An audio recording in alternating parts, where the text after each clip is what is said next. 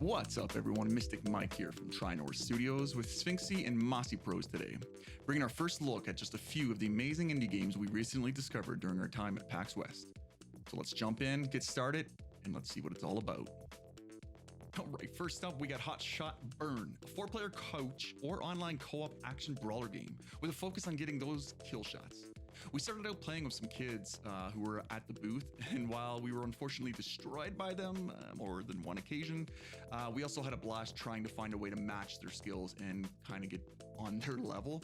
Mind you, developers did tell us they had spent pretty much the whole weekend playing that one game, so they got an edge on us. We recently had the honor as well of streaming it through its early access on Steam, and I have to say it was absolute mayhem. It was amazing.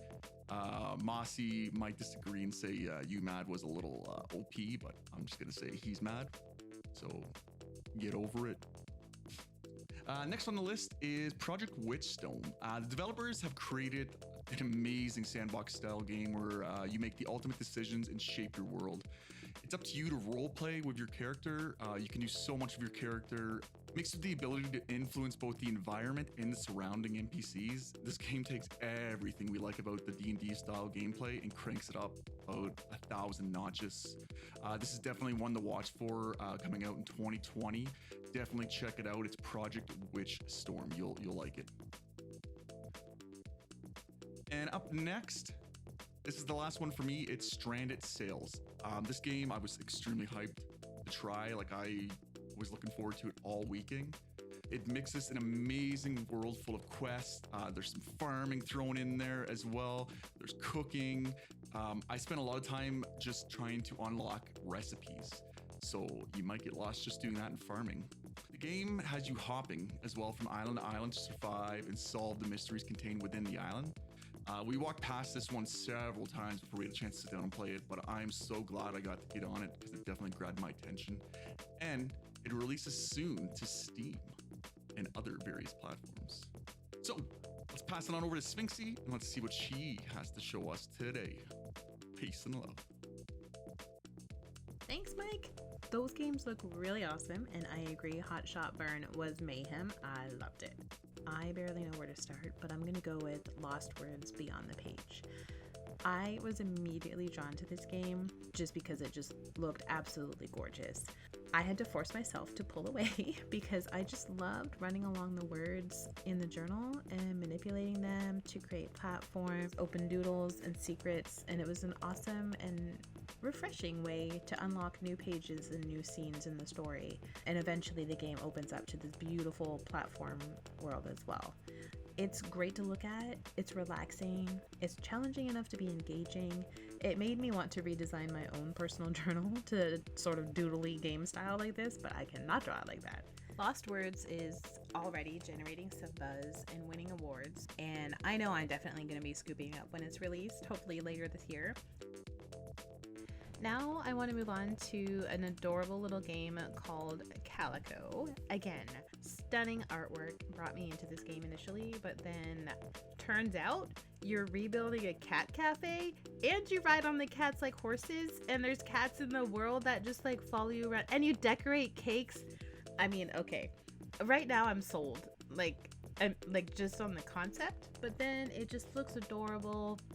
It seems really fun. You have the decorating, the furniture moving aspect of it.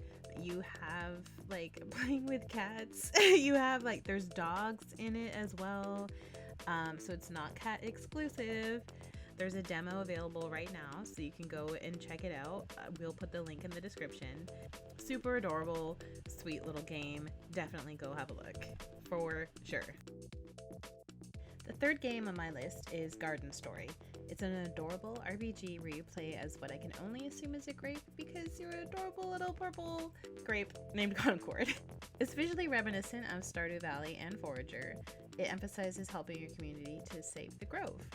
It allows you to escape to a world full of really cute characters, farming elements, and adventures that's just too much fun to put down.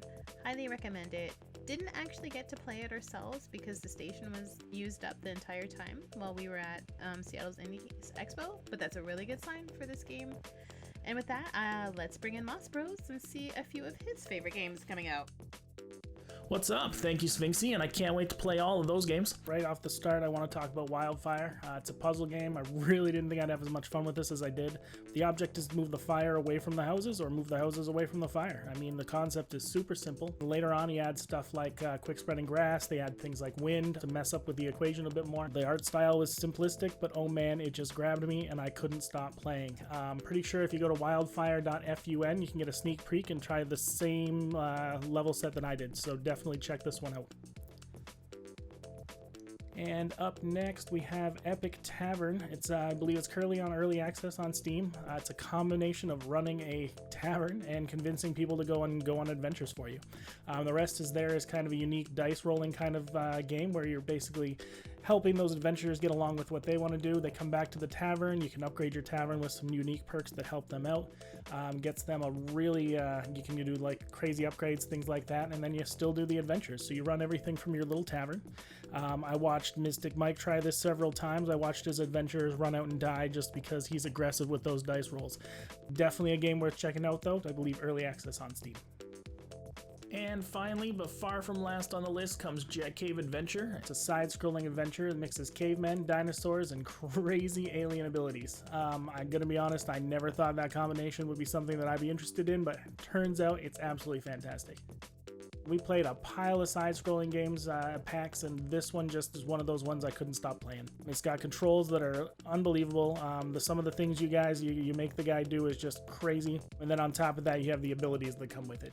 Definitely a Switch game that I'm insta-buying. I'm pretty sure it came out September 17th in the eShop. But I mean, it's got jetpacks, it got dinosaurs. I mean, what else do you really need in a game? Definitely this one's worth picking up. And there you have it. That is our recap of PAX West 2019. Please be sure to like and subscribe if you want to see more videos from TriNorth Studios. And leave us a comment below to let us know which game from our collection you are most looking forward to. See you next time.